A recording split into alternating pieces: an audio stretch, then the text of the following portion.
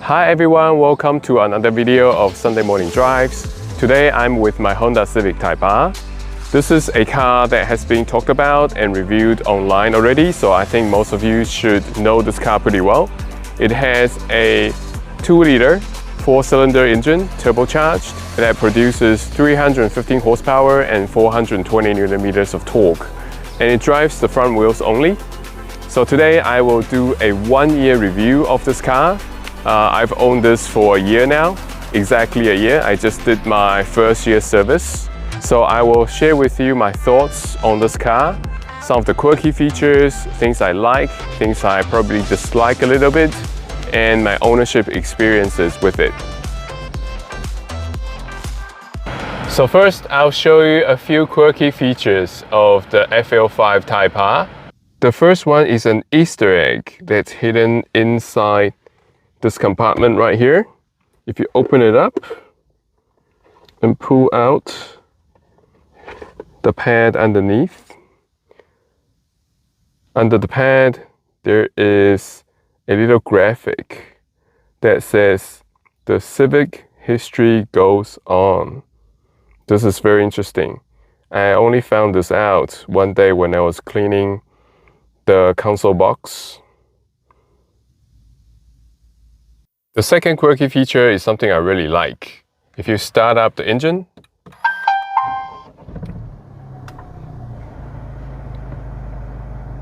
the car will automatically go back or resume whatever mode you were in. So I always keep my mode in the individual mode.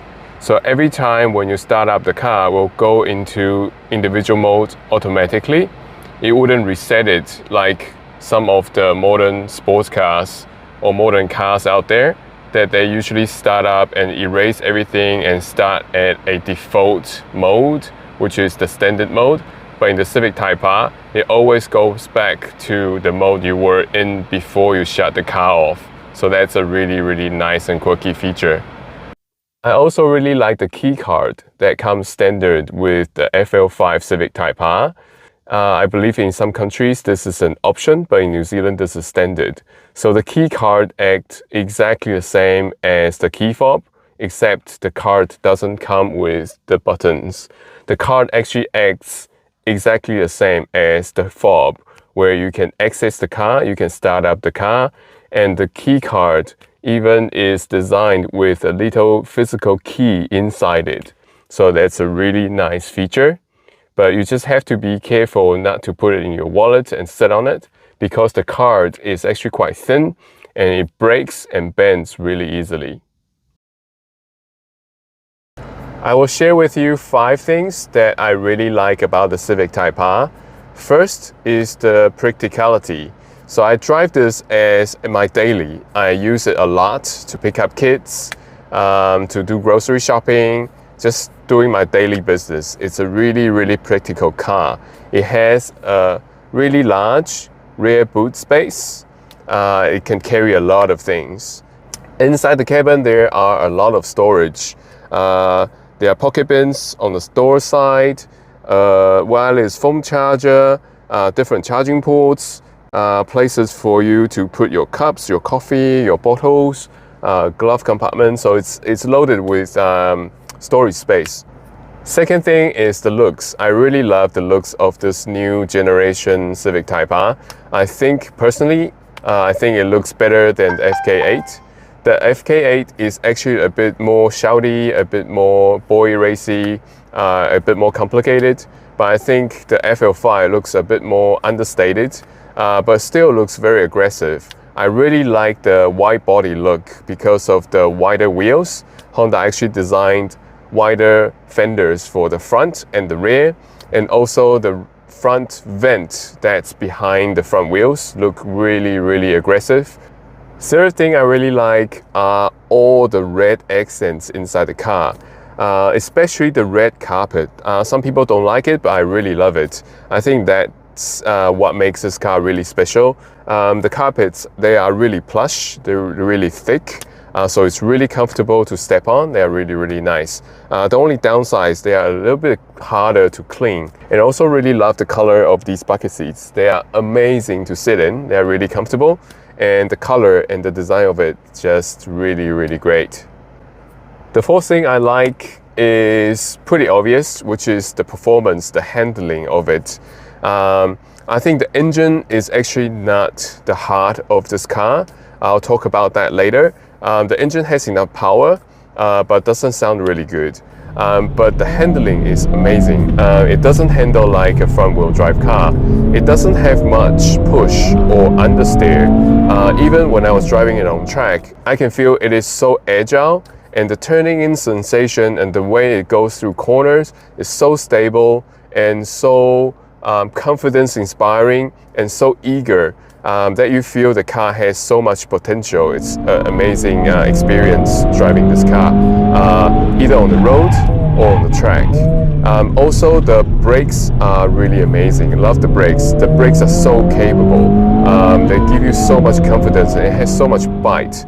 When I was first driving on track for the first time with this car, I feel like every time going to a corner, I could brake later and later because the brakes had so much capacity left in them. And through a whole day of track driving, the brakes never faded. They held up really, really well. The fifth thing I like about the FL5 Civic Type R is the gearbox. This 6-speed manual gearbox is just so incredible. The shift feeling is really, really good. It's really crisp. It's quite smooth, I have to say.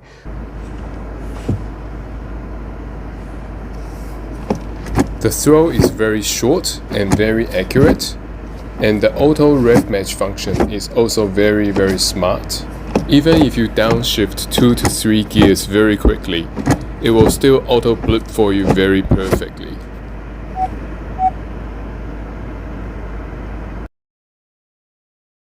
Five things that I dislike about the Civic Type R. I might be nitpicking here. This is a really great sports car, a great hot hatch. So the first thing is the sitting position of these seats. These seats are amazing. These bucket seats, they are not fixed buckets, so you can change the angle of the backrest to make yourself comfortable. So that's really good. They are also very bolstery. It holds you in place really well, and the paddings are really soft, so you can travel in these on long distance journeys or drive this every day without any trouble. They're really comfortable. But the only complaint is it's quite high. The sitting position is actually quite high off from the floor of the car.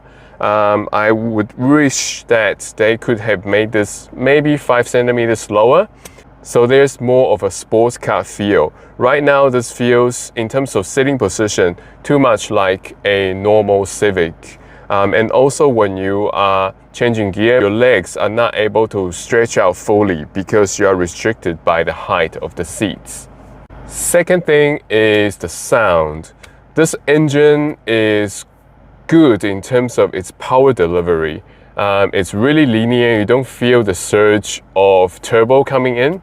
Usually it's actually quite linear. I like the engine output. There's plenty of torque as well. I think it's just the right amount of power for this kind of car. But the sound of it is just not very exciting. And you get fake sound that's pumped in from the speakers. They can sound quite fake at times. So again, a good engine, but a not very good sound.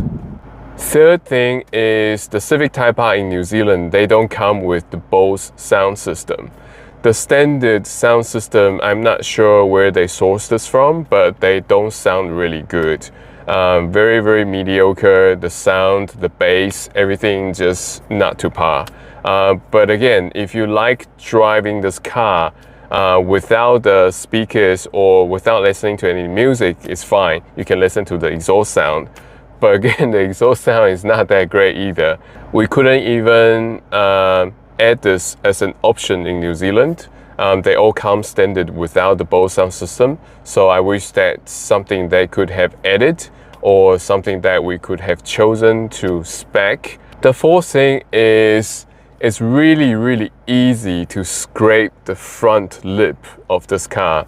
And also there is a air curtain under the front of the car that's really close to the lip. It hangs down about 2 to 3 centimeters off from the bottom of the car, so makes this car, the front of the car, even lower.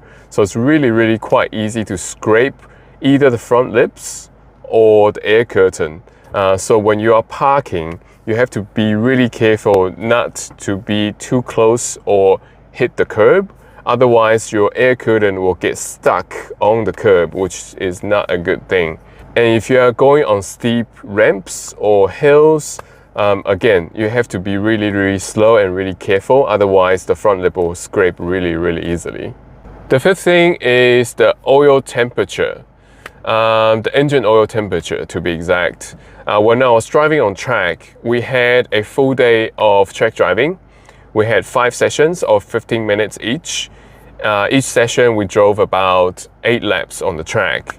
So every time around the 12-minute mark or around the 6th lap, the engine oil temperature will get up to around 130 degrees and the warning will come up. If you drive on and the oil temperature gets to a higher or certain degrees, limp mode will come in and it will cut power of the car, which is really bad. But for me, I managed to finish all the sessions. I just have to take it easy around the 7th or 8th lap, just so the engine could cool off a little bit. So that's something I really thought the car could have done better, because this car is designed for track use.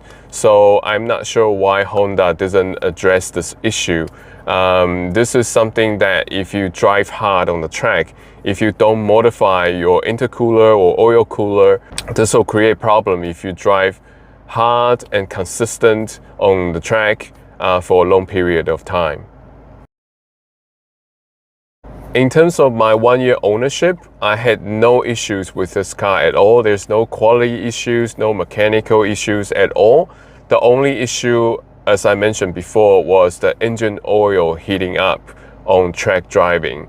But that issue is not something that will detract from how I like the car. It's an amazing car. I drive this again as a daily, so I enjoy this car every day, shifting and rolling through the gears, enjoying its handling on the road. It's just great. If you want to take this car on track really regularly and bashing it hard on the track, that I would suggest that you upgrade your intercooler and oil cooler so you can at least resolve that engine oil heating issue. Otherwise, this car has been great. I have just done my first year service. The service cost is around 400 New Zealand dollars, which is quite reasonable.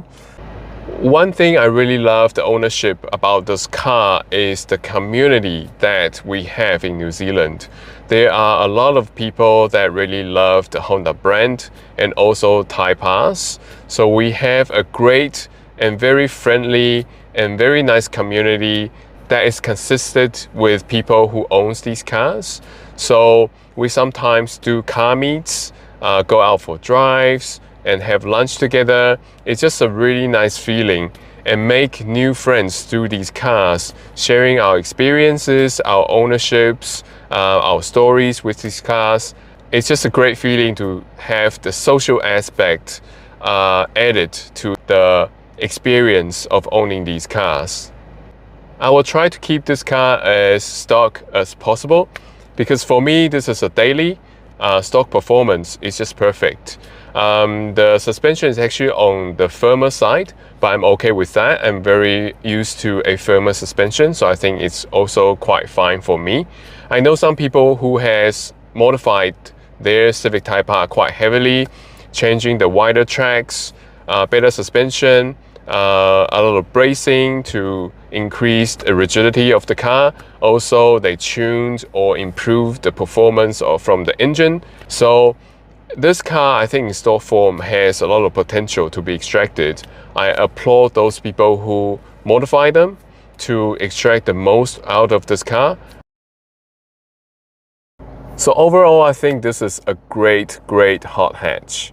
I can understand why this car is quite sought after globally, because it has both the practicality, the daily drivability, and also the performance as well.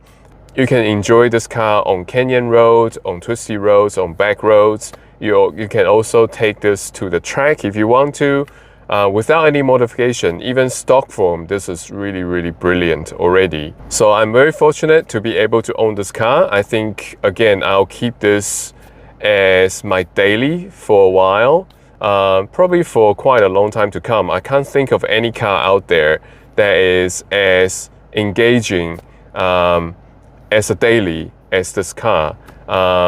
Yeah, and it has a manual gearbox that's really great. I can roll through the gears every day. Yeah, so I just love it. So thank you for watching. Please subscribe and hit that like button to help us out.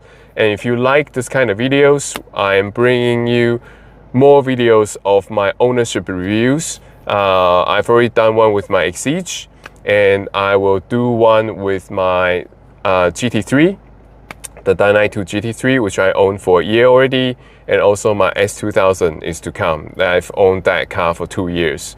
So thank you again for watching, and hope to see you again in our next video.